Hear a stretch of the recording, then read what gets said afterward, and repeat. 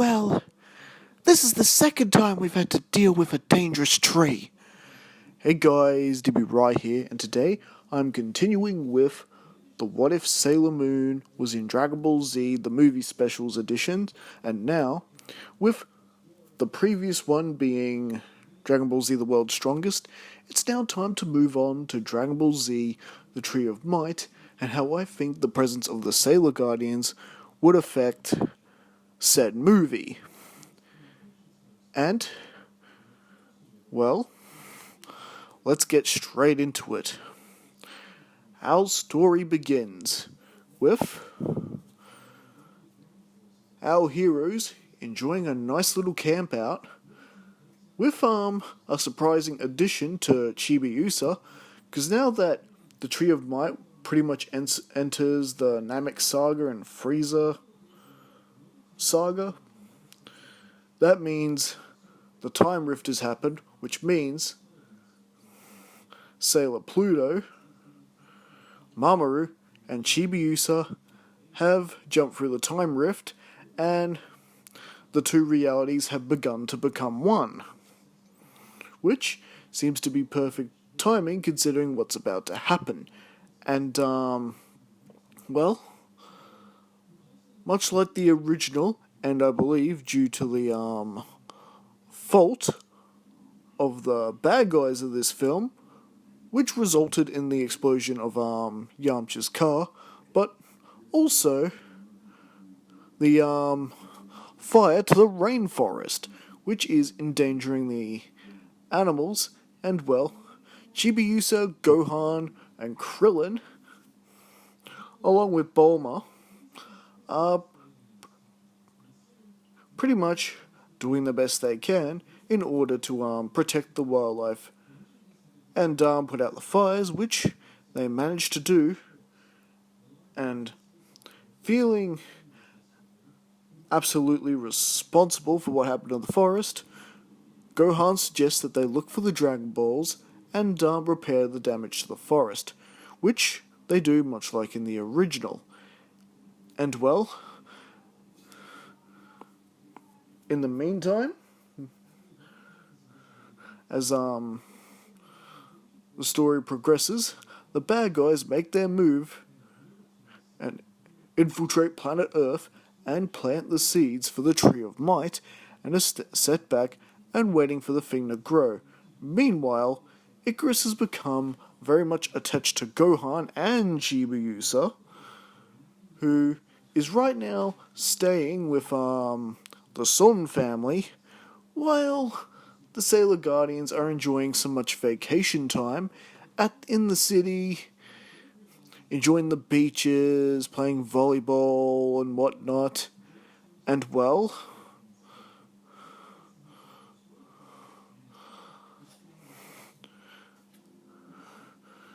once Goku is then alerted by King Kai that there is something menacing going on here. The Tree of Might has been planted, and you must confront the warriors who planted it. If you do not destroy the Tree of Might, it will suck the earth dry until it's nothing but a barren wasteland.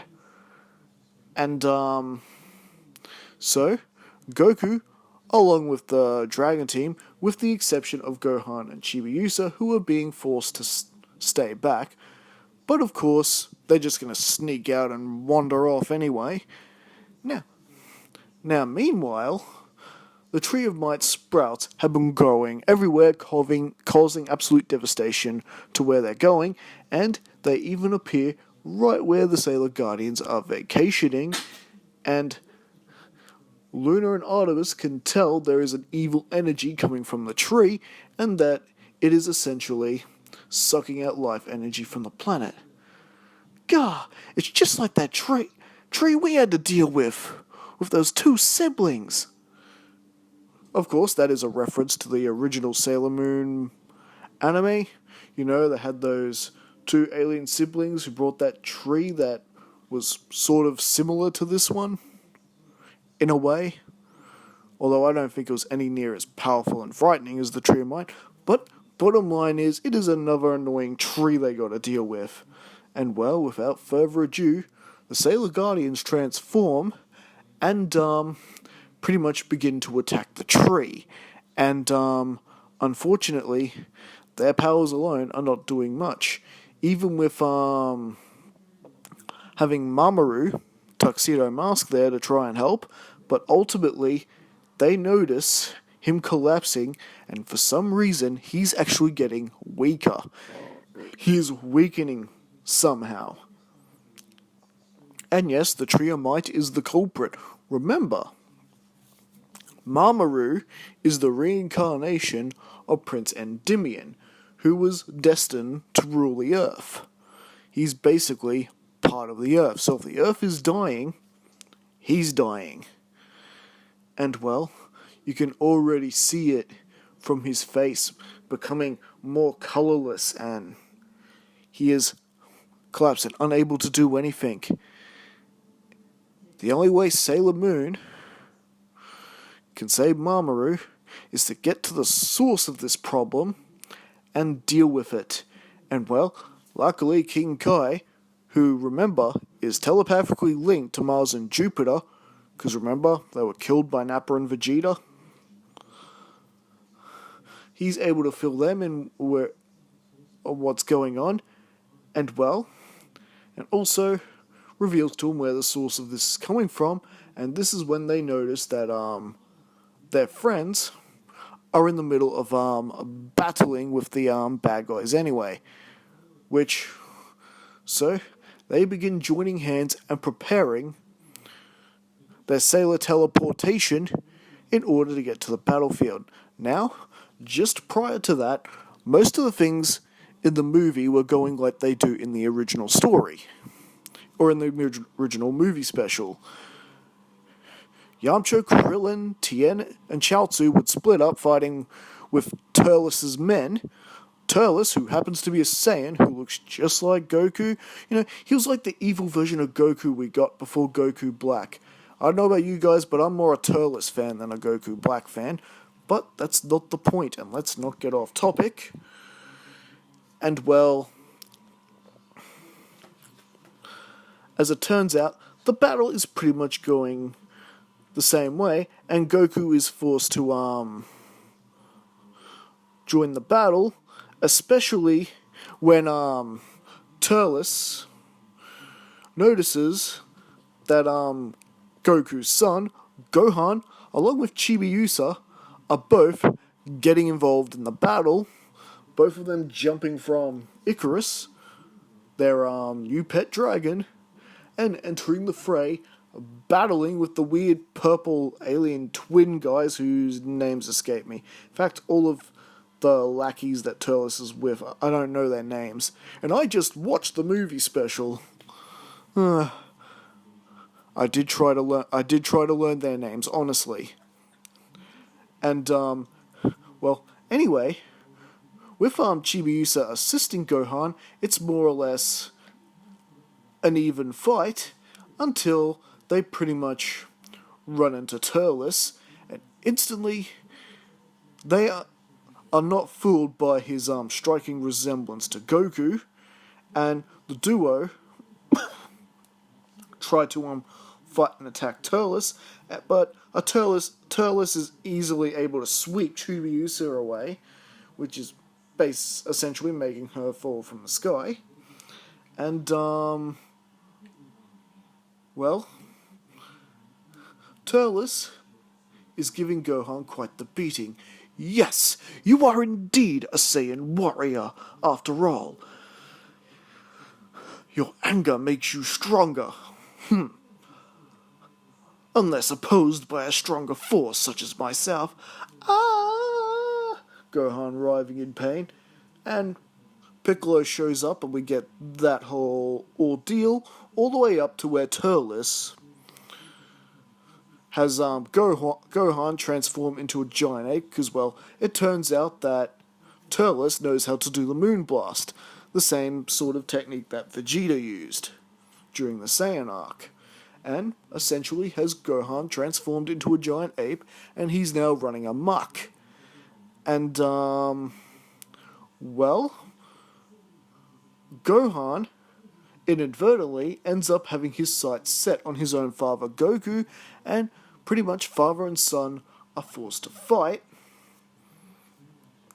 And well, Piccolo does his best to assist, but Turles isn't allowing any outside interference here and manages to separate the Namekian from the father and son Saiyan, who are basically, in a way, forced to fight each other. But of course, Goku has no intention of harming his own son, and well, unfortunately, Goku is not able to really get through to him, and just as Gohan has Goku in his sights, he is forced to let go as he's taken attacked by two energy-like attacks.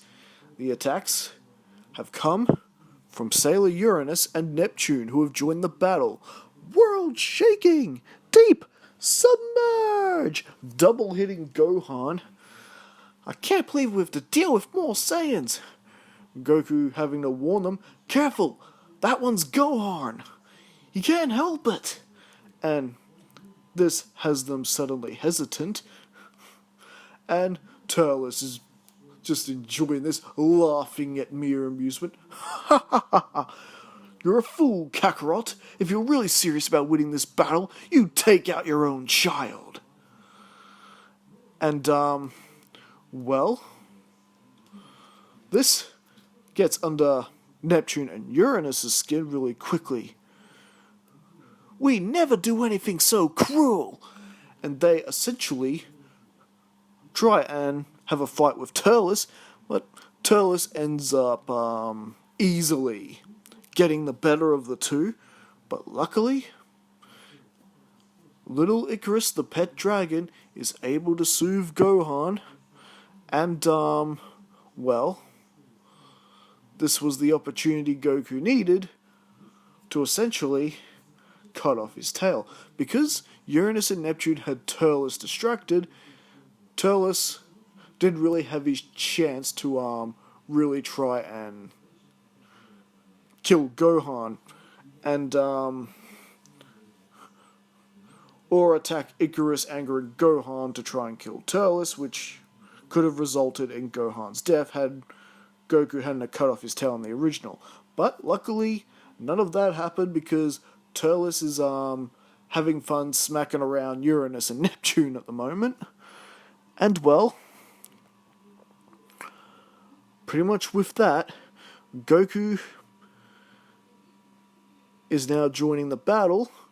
Uranus and Neptune have essentially been laid out by Turles, and as it turns out, the rest of his friends didn't fare much better against Turles' henchmen.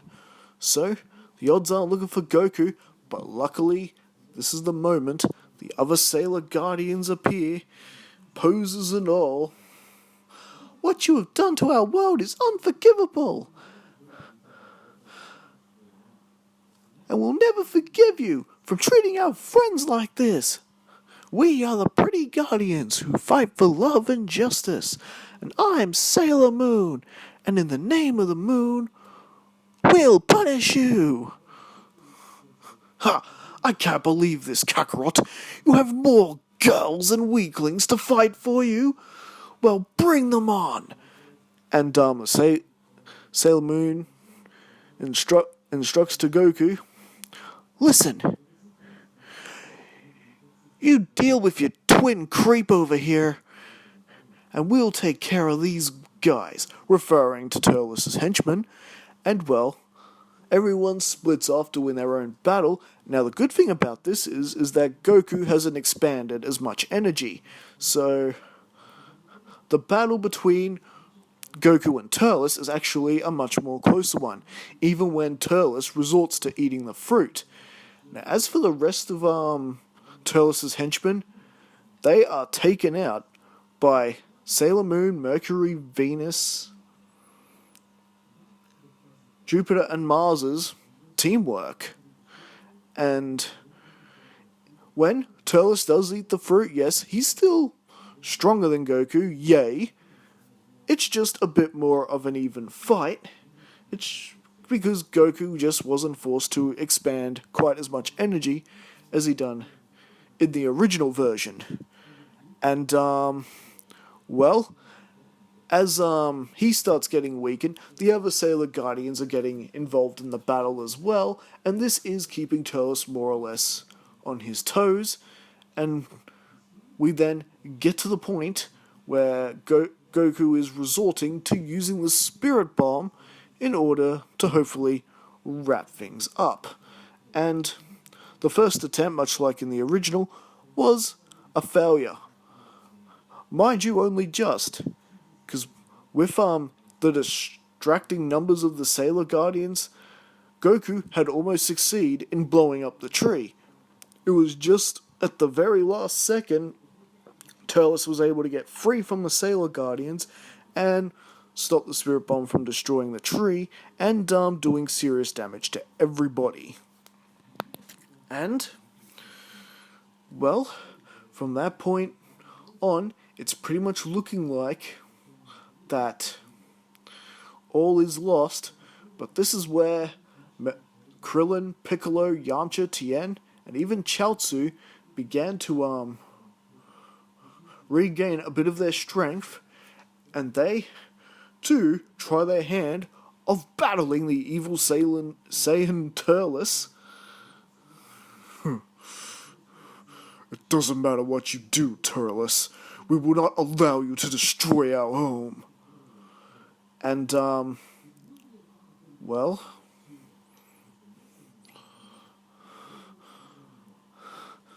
Sailor Moon is getting to her feet, and all she's thinking right now is about her precious Mamoru, who is even more close to dying. In fact, if you looked at him right now, he'd be shriveling up and wrinkling up like he's rapidly aged, like the tree is taking nutrients from Mamoru as well. He is close to death. And, just that desperation that she needs to save the one she loves is able to put power into the silver crystal, and as Goku begins fueling up the Spirit Bomb that's powered by the Tree of Might itself, it is also taking in power from Usagi's silver crystal. And well, in a last gambit, just like in the original, Goku makes his way into the tree and fires the Spirit Bomb directly in Turles, and he can't stop this one in time, and that he's engulfed in the explosion, and the Tree of Might blows up with it. And the nutrients, everything, all the energy the tree had taken from the earth begins to be restored. However, I'm not going to have Turles beat just like that. Now, in the original version, after he threw the Moonblast into the air and had Gohan transformed, he also created a secondary attack to stop himself from being transformed. However, in this version, he doesn't do that. And as he was being engulfed by the Spirit Bomb, he was looking up at the full moon and taking energy from it. So even though the Tree of Might is gone, suddenly Turles is in his grade 8 form. And it's like, what? Oh no! What are we going to do now? And, well, Goku is, pretty much out of it after using the Spirit Bomb. He hadn't quite yet recovered enough energy, assuming that the Tree of Might was actually draining from the Dragon Team as it was ripening. But eventually, their energy would return. But in the meantime, they had to try keep themselves out of the way of the rampaging Great Ape Turles as best as they can. You may have destroyed the Tree of Might, but this planet will be reduced to nothing. That I promise you, Kakarot. And, well, luckily, the Sailor Guardians have had a fair bit of practice battling with Saiyans, thanks to Nappa and Vegeta's invasion. And luckily, Turles' scouter is destroyed. Turles cannot sense energy. And well, Mercury fires her bubble spray mist, and they're able to hide themselves away very effectively from Turles, and the Sailor Guardians are attacking Great Ape Turles with everything they've got. All their abilities. Even Uranus and Neptune recovering, getting some blasts in, and we also get a surprise appearance by Pluto and Saturn. Death! Scream! Pluto says as she sends her own attack into Turles, and Saturn more or less doing the same. Ah, curses! Turles screams angrily as he can't pinpoint where any of these people are thanks to that accursed bubble spray mist of Sailor Mercury. And well, thanks to the nutrients of the Tree of Might returning to everybody, Goku is finally able to recover some energy. Plus, the healing energy from the silver crystal that Sailor Moon is still admitting is helping with recovering everybody. So yes, the Dragon Team are now back on their feet, and Goku powers up to Kaioken times 3, and well, out of the mist, out of nowhere, there is Kakarot. I thought you were gone. And Kakarot is able to give a good shot to the Great Ape right in his kisser, sending him to the ground. Everyone to the air with Goku powering up a Kaioken times 4 Kamehameha. Everyone else putting every ounce of their power into everything, including Usagi, with her moon healing escalation, or at least one of her attacks that are like that. And well, it is enough power that it essentially destroys Turles. Damn you, Kakarot! And after that angry scream, Turles was finally no more. And well, our movie ends with all the Sailor Guardians and the Dragon Team having one big final campout, much like how the movie started to begin with. And laughter, happiness, Piccolo going back to his meditation by the waterfall, and the credits come to a close. So, what did you guys think? Did you enjoy the Sailor Guardians addition to the story? Did you like the addition of having Turles going Great Ape in the story, raising the stakes a little bit? Personally, I thought that was pretty cool. Mamoru and Chibiusa coming out of it okay, and just to be clear, Chibiusa's fine. So, anyways, I hope you enjoyed this, and I hope you guys look forward to when we get into the next movie, Lord Slug, which is, by the way, my favourite movie special, but I think that's because that was the first movie special I ever watched. Lord Slug. Anyways, thank you for watching. Don't forget to like and subscribe, leave your thoughts in the comments, and I will see you guys again next time. Catch you later.